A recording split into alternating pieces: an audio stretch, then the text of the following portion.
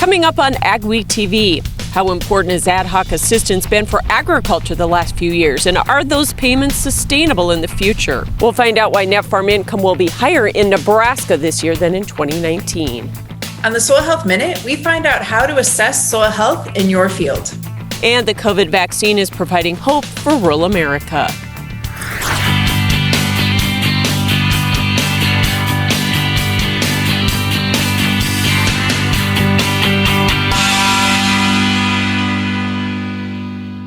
Welcome to AgweekTV. I'm Michelle Ruck.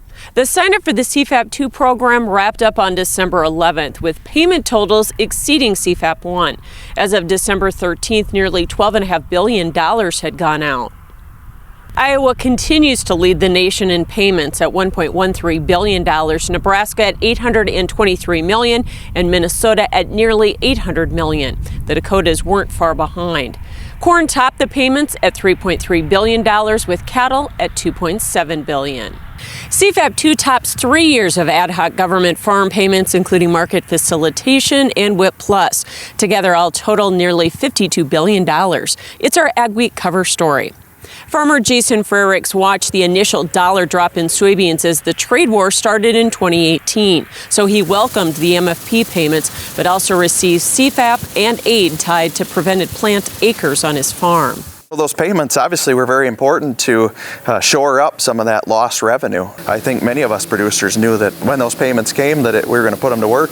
USDA officials and lawmakers say the assistance, especially COVID aid, provided a lifeline for producers and staved off a farm crisis like the 1980s. We haven't had to see it because those payments made a difference so that we're able to hopefully survive through it. That changed everything. I think it solidified a land market where there was nervousness. I think, dairy cow prices solidified. And so I think that CFAP program was very, very important. Others say while critical for young producers, the ad hoc payments have unintended consequences. It causes inflation in our industry. Everything goes up. When they know you have the money and there's more of you bidding for it, it raises your overhead. Shaw says it also gives the industry a black eye with the public. So what is the future for government payments? Speculation is growing. Congress may not have the appetite to fund more ad hoc assistance. Plus, public or taxpayer support is dwindling. An ad hoc disaster program never does exactly what it should do. It generally throws a lot of money at a problem, and there's not time to get it distributed properly. So there's winners and losers. As ag lenders look at 2021 financials, they aren't planning for more aid. We anticipate that we'll be back to those farm program payments that are incumbent in the Farm Bill, and the ad hoc support that we've seen the last several years will be significantly less. And farmers and lawmakers are hopeful with the improvement in grain prices, additional government help won't be needed. And we provided this help, and now we're starting to see some improvement in prices and getting back to what we want, which is raising animals and growing crops for the market. Additionally, the common refrains among farmers and farm groups are they want to get their income from the market, not the government. USDA is projecting a 43% increase in U.S. net farm income in 2020 at $120 billion. That comes as a surprise to many after one of the biggest black swan events to ever hit agriculture. I talked to ag bankers about the outlook for Nebraska farm income. Ag lenders in Nebraska say there was nervousness about farmers' balance sheets to start 2020, which was amplified by COVID, but things have turned around quickly. The early balance sheets that we've done have been surprisingly good. I think people were very careful with where they were spending money, and here at the end of the year, everything's come together, and we're seeing advancement in liquidity and net worth gains. As expected, part of that was tied to ad hoc federal assistance. Whether it's Paycheck Protection Program or CFAP 1, CFAP 2, those will just continue to accentuate what we believe will be very strong levels of farm profitability. When commodity prices went down, revenues from the stored grains were less, but CFAP seemed to come in and fill that hole. CFAP 2, I believe, is even slightly bigger than CFAP 1 than what we've seen. However, higher grain prices are also part of the story, with soybeans rallying $3.50 off the COVID lows and corn over $1. Certainly, commodity prices have recovered, and that's been really key for helping them have some optimism. And, there's been some folks that had really good yields. And so for at least Nebraska grain farmers, there's optimism ahead. So it's set people up, I think, really a lot better for 2021 than we expected. Farmers are kind of well known for they'll reinvest. When they get $1, they're looking to upgrade and improve their operation and be more efficient, make things better. And that's welcome after 6 years of a depressed farm economy in Nebraska and the region. The one sector that's still struggling is livestock, but there is some optimism about 2021 demand with the positive COVID vaccine news. The first COVID vaccine was administered in the U.S. Monday, giving hope to healthcare facilities and the general population. Sanford, Sioux Falls received their first shipment and started giving the vaccine to workers. Officials are still unsure how long immunity will last, but once available to the public, they say it's critical for everyone to get the vaccine, including farmers and ranchers. COVID is a very serious disease. There's significant, really, side effects long-term. Rural folks need the vaccine just as much as folks that live in more of a city environment. Sanford Sioux Falls CEO Paul Hansen says their facilities in rural areas have helped manage the rising cases in farming and rural communities in South Dakota. When I look at the Sanford footprint and I see our network facilities, the smaller facilities in the smaller communities, they've really stepped it up. Sanford officials say COVID numbers in rural areas, based on community spread, have been very similar across every county in South Dakota. With rising U.S. COVID cases and states putting restrictions back in place, gas demand has fallen 15%. This is negative for the ethanol industry, which already lost $3.8 billion since the pandemic started. While officials are concerned, they don't expect a collapse in ethanol production like this spring. When the nation was in lockdown, gas demand dropped nearly 50% and ethanol production fell similarly. It has since steadily recovered. Earlier in the year, we saw a 50% decline in our industry, which, it's devastating. And hopefully we certainly don't go anywhere close to that anymore. Right now, we're running just under 90% of where we were a year ago this time. Ethanol production is down 2 billion gallons from March to November. This means plants are also producing less CO2 and dry ice, critical for transporting COVID vaccine. Ahead on AgweekTV, a South Dakota farmer takes a big national leadership position. With the success of the Case IH Steiger Quad Track and Magnum Road Track tractors, it's no secret why Case IH is the leader of the track. So it wasn't surprising when the competition started imitating us. But only Case IH offers a 5-axle design to give you a smoother ride, more power to the ground, with less berming and compaction. Still, we're flattered. In fact, if we weren't already red, we'd be blushing.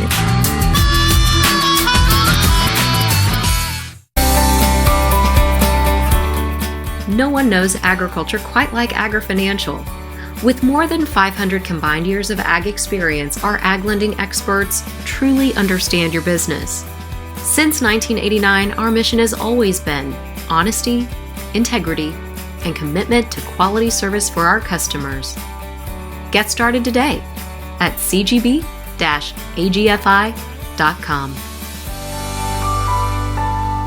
At Superior Grain Equipment, we're committed to quality and service, offering you the best in grain storage and dryers for any size operation. Our experts will work with you to determine the most efficient and economical storage solution for your needs. We help protect your bottom line and your future with the industry's best bins and warranties. Make the superior choice for protection today and tomorrow with Superior Grain Equipment. You've worked your entire life for this. Through the ups and downs, you've stood strong, building a legacy to be proud of. With all good things in this world, there are still risks. It's a part of life. You need protection you can count on. We're not just here to insure your equipment, your vehicles, or your home. We're here to protect everything you've built. Farmers Mutual of Nebraska, always alongside you. AgWeek brings you timely agriculture news from field to fork in digital, print, and television. Fresh every week, join Jenny Schlecht from the AgWeek editorial team and me, Al Windmill, from the sales and marketing team for a deeper dive into farm and ranch stories, along with guest interviews with personalities from the world of agriculture. If you're involved in farming, ranching, or agribusiness, the AgWeek podcast is the show for you. Welcome back. A South Dakota farmer will lead the American Soybean Association for the next year. Kevin Scott was just elected to the position during their annual meeting. He says ASA's goals include supporting the farm economy, sustainability, transportation and infrastructure, progress on new and existing free trade agreements, and favorable implementation of the renewable fuel standard to support biodiesel. We've had some issues with the RFS lately, EPA not getting out the numbers correctly or on time, and then not fulfilling the demands of the volumes. The Valley Springs farmer becomes only the fourth South Dakotan to serve as ASA president. President-elect Joe Biden is nominating Katherine Tai as U.S. Trade Representative. She's chief trade lawyer for the House Ways and Means Committee and helped negotiate stronger labor provisions in the USMCA. Tai headed China trade enforcement at the USTR office from 2011 to 2014 and litigated trade violations against China before the WTO. Mindak Farmers Sugar Beet Co-op has seen a string of tough years, but co-op officials and shareholders are working to get it back on its feet. That was the message at the Wahpeton-based co-op's annual meeting. The co-op survived the ugly 2019 crop year, mostly due to the $44 million of WHIP plus disaster money Mindak funneled to shareholders. Although the 2020 crop started out much better and it was an easier harvest than 2019, yields were down from projections. It was a 24-ton crop with a sugar content just under 17%. That's lower than their 8-year Olympic average. The initial net beet payment estimate is $30 per ton, which members hope will go up as processing is going well.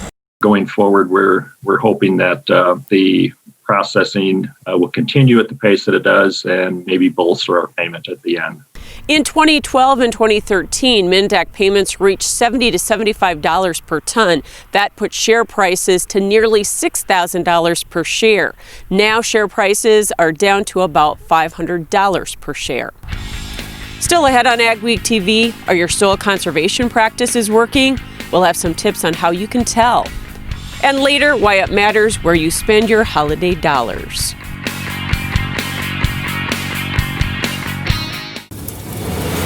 Now is the best time to plan for your 2021 farm equipment needs. North Dakota-based Summers Manufacturing is currently offering early order savings. Take advantage of big savings on North America's broadest tillage line, including the Super Coulter Samurai and the innovative VRT Renegade, as well as the best-built, best-backed land rollers in the industry. Talk to your Summers dealer today or go to summersmfg.com to learn more about early order savings available on all Summers equipment. Challenges. We all face them at some time. But it seems that ag has seen its fair share over the past few years. Has your farming operation been able to stand the challenges? If not, maybe it's time to talk to the risk management specialist at Martinson Ag. We can help you make the sound decisions to help your operation weather the storm. Martinson Ag, your one-stop shop for crop insurance, livestock insurance, and marketing. We are here to take your operation to the next level. Steffes Group, selling land and the equipment to farm it since 1960. If you're interested in selling or have questions about our auction process, head to our website at steffesgroup.com to contact us at any one of our 4 locations located throughout the Midwest.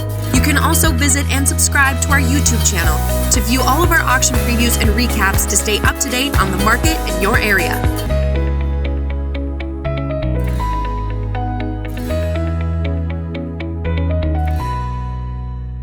Insurance. It's not something you think about every day, but it is something you need to get to your next destination, to preserve what you've built, to secure what you'll leave behind, to safeguard the things you value most. Enjoy peace of mind knowing you have protection from the unexpected, security all year round, and expertise you can trust. Farmers Mutual of Nebraska, always alongside you. Go beyond the headlines with an AgWeek membership. Get in-depth agribusiness reporting, original farm and ranch stories, and fact-based research for the most comprehensive ag news in the upper Midwest. Experienced ag journalists bring you exclusive ag news, insights, and policy updates you won't find anywhere else. Become a member today and get unlimited access to AgWeek and AgweekTV. The mild December weather has kept livestock stress low and cattle are gaining well. Will that continue through year end? Here's John with our AgriWeather Outlook. General weather pattern over the next couple of weeks for the upper Midwest Northern Plains. A couple of things. First of all, looks like for the first time really in a while, a more protracted cold weather pattern. Instead of one day of cold weather, we might get 3 or 4 in a row of some legitimately cold weather. We'll show you when that will be. We also have a couple of chances of storms, but the key word still remains chance. I don't really see at this point us getting into a really snowy pattern anywhere in the mid-region of the United States because the general pattern over the Great Plains is still looking fairly dry. But it's active, the waves are there, and if we can just get one of those waves to be in the right or the wrong spot, there could be actually some measurable snow piling up, probably not heavy snow. Jet stream pattern right now, it is a wobbly split mess with split into 2 parts over the west, bit of a conjunction here in the eastern U.S. and then a modest split off the east coast. This does allow cold and generally freezing air throughout much of the United States Corn Belt. It's also allowed this weekend milder temperatures to work up into the northern plains. There is not a lot of really particularly warm weather except Florida and parts of the south. This cold weather really will dominate the weather around the Great Lakes as we go through Tuesday and into Wednesday. And you'll notice this for the first time really of any significance, that frigid type air. By this I mean high temperatures in the neighborhood of 0 degrees Fahrenheit and lower. The lower is really up north, but we're starting to see the southern fringe of that dipping into North Dakota and Minnesota just about the time we get to just about around or Christmas time. Not saying it's going to be below 0 highs, but there will be some pretty cold weather in the northern plains and a lot of freezing weather. Moving on toward the end of the week, we're still seeing the split flow, but we're starting to get a little more ridging in the into the western part of the continent, and that will likely reinforce and make this really cold air fairly cold around Hudson Bay, but it will mostly be north of the U.S.-Canadian border. This upcoming week, there will be a brief surge of warmer weather, and then the cold settles back in again. Doesn't look like it's going to be extreme. If anything, there may be a brief thaw in the northern plains before it gets a little bit colder again. As far as precipitation goes, still looking at mostly dry weather throughout the southwest and up into the middle of the country. Pacific Northwest will continue to be quite wet, and as it has been, southeast will be rainy. The main snow system, I suspect, may generate some light snows in the northern plains and then increase a little bit over eastern Canada. Over the second week, now we're talking after Christmas to around the turn of the year, generally dry weather in the Great Plains, maybe one shot at a snow system through the upper Midwest, moving out into eastern Canada. The southeast and the Pacific Northwest will continue to be the areas that are wet and continue to be stormy.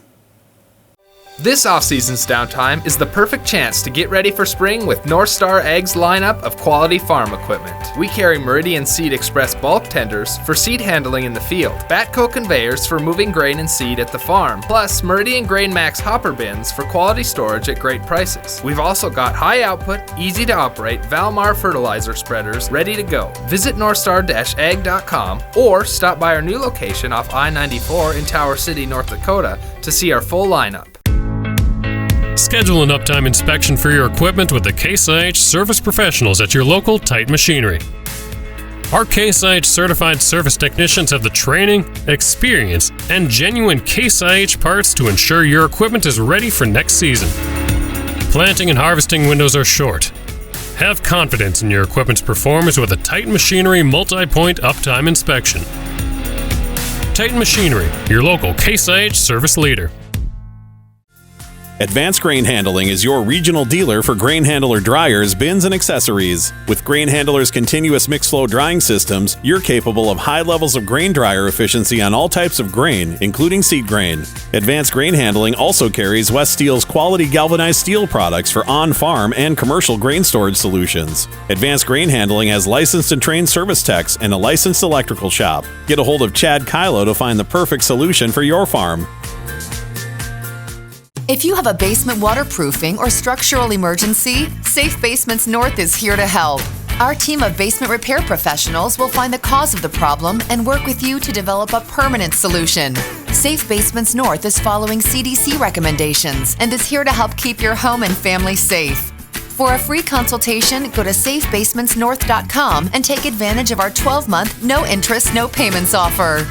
I'm Jesse Treble, and peace of mind is a safe basement. We're going to talk today about a revolutionary auto steer product that you guys have developed. We back one of these things in, it'll drain a 40-acre patch just within hours. What can you tell us about what dairy farmers do to make sure that their animals are happy? Their care is our primary concern. Is there still time for producers to get storage bins up? Absolutely. We still can definitely get something up and ready for corn harvest.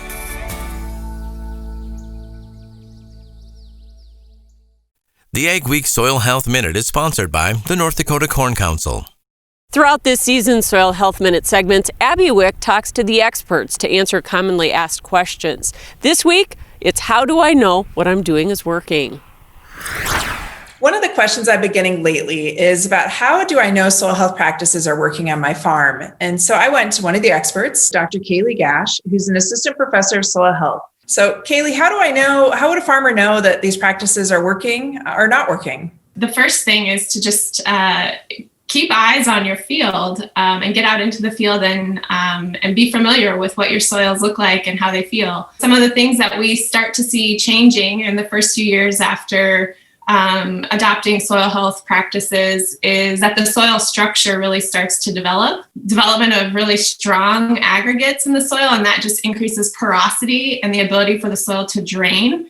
And so maybe after a rainstorm or in the spring, you might see that your soils dry out a little bit sooner than they used to because of the development of that structure. And that also translates into the ability for the soil to support weight. And so one of the things that we see in the first years is the ability of the soil to be easier to drive across with equipment. And we call that trafficability. And that's a really nice benefit that has a lot of other efficiencies kind of rolled into it.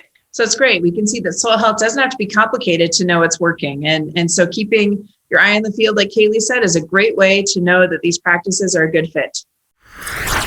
If people in rural areas want to see local businesses survive, they should spend their holiday dollars there. That's the word from a new survey of rural businesses from the U of M's Regional Sustainable Development Partnerships. Their director says many small-town grocery stores were already struggling before COVID, but actually saw an increase in sales when the pandemic hit. Still, Kathy Drager says rural store owners are increasingly concerned about competition from national chains. Make sure that you are spending a part of your food or your holiday dollars in your local community. These grocery stores are a huge asset. They're there in a time of need, but they won't be if we don't invest some of our food dollars. 40% of small business owners surveyed don't expect to be in business in 5 years. Still ahead on the show. There's something about a barn at Christmas time, and a Clearwater, Minnesota family has a special one.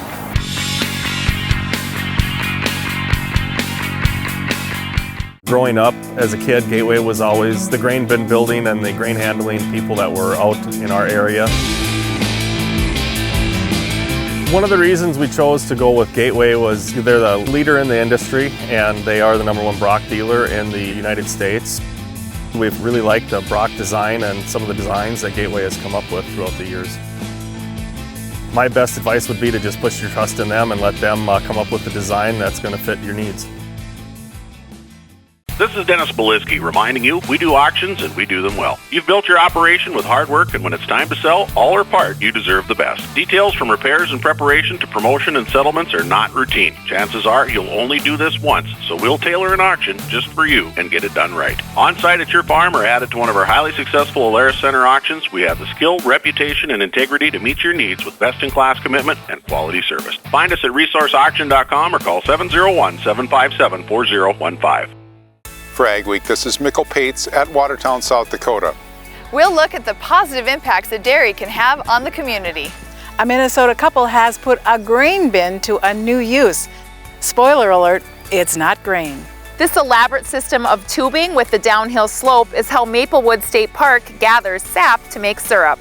Thanks for joining us for this week's edition of AgweekTV. Remember, for all your ag news, go to agweek.com or follow us on Facebook and Twitter as well. I'm Jenny Garth, and as a mother of 3, I know kids worry about a lot of things. Getting enough food to eat shouldn't be one of them. But here in America, that is a real worry for 1 in 5 children. Even though we are one of the most food-rich countries in the world, 15 million children don't know where their next meal is coming from. This is unacceptable, and something the Feeding America nationwide network of food banks is working to solve. Instead of accepting that our country lets billions of pounds of surplus food go to waste every year, Feeding America has made it their mission to help families in need by rescuing this food. Through food pantries and meal programs, the nationwide network of food banks provides more than 3 billion meals, serving virtually every community in the United States, including yours. Join me in supporting Feeding America and your local food bank by visiting feedingamerica.org. Together we can solve hunger. Together, we're feeding America. AgweekTV Soy Insight, brought to you by the North Dakota Soybean Council. It's election time for soybean growers, and the North Dakota Soybean Council would like producers to consider serving as a county representative and board member. The 2021 openings are in Districts 3, 4, 6, and 11. Soybean growers in those areas are asked to run or nominate someone they think would be a good voice for soybeans. One of the board's main responsibilities is investing checkoff dollars. Programs that they invest in include production research, consumer outreach and education, producer education, and also market development, which is international and domestic. Building relationships and networking and getting to know other folks and being involved in helping build the future of the soybean industry. Cass County board member Joe Morkin says a big benefit to serving is meeting other growers around the state and country and even the world. If you're interested in helping your fellow soybean producers and get in on that ground level, this is the board for you. Watch for a green envelope and send your nomination back to your county agent by the deadline. For more information, contact the North Dakota Soybean Council. If you travel Interstate 94 west of the Twin Cities, you may have seen a big red barn with a Christmas tree shining through the cross-shaped windows. Larry Anhalt isn't a farmer but says he's always wanted a barn, so he bought this old dairy barn near Clearwater, Minnesota about 2 years ago. Anhalt speculates it's at least 80 years old but hadn't been used for several years. So he and his wife Jackie cleaned it up and are remodeling the inside into a family space that includes a loft with a bar and big TV and added some big windows. This is the first year they've decorated for Christmas and people say they like it. They've noticed it, and people just driving by, and it's been a neat deal. The Anhalts say they're thinking about turning the barn into a place for weddings and other events. Thanks for watching this week's edition of AgweekTV. As we close the show, we want to share some photos of Christmas lights that viewers have shared with us. Remember, you can always follow us on agweek.com, Facebook, and Twitter. Merry Christmas, and we hope you have a wonderful week.